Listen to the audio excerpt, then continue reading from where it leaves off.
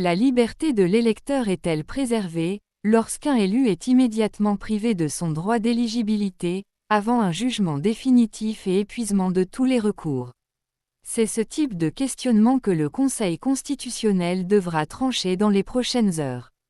Sa réponse, qui sera rendue ce vendredi 28 mars à 10 h, sera scrutée avec attention par plusieurs élus et le monde politique.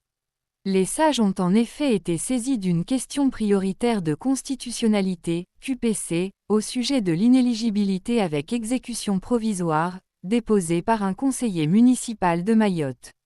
En juin 2024, Rachadi Sindou avait été condamné à une peine d'inéligibilité avec exécution provisoire, autrement dit, avec application immédiate. Sa défense avait fait appel dès le lendemain, mais le préfet l'a déclaré d'office démissionnaire. Selon l'un de ses avocats, cette peine est disproportionnée et irrémédiable, de fait, puisque l'élu ne retrouvera probablement pas son mandat, s'il était innocenté en appel.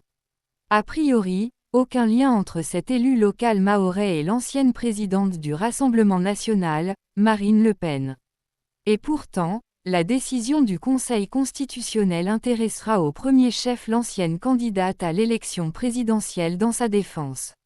La députée saura en effet le 31 mars si le tribunal correctionnel de Paris suit, ou non, la peine d'inéligibilité, 5 ans, immédiate requise par le parquet dans l'affaire des assistants d'eurodéputés RN. Publicité. Car une telle peine, même si elle faisait appel, contrecarrerait ses ambitions présidentielles pour 2027. C'est ma mort politique qui est réclamée, avait-elle dénoncé sur TF1 après l'annonce des réquisitions. Demain potentiellement, ce sont des millions et des millions de Français qui de fait se verraient privés de leur candidate à la présidentielle, avait-elle lancé pendant son dernier interrogatoire.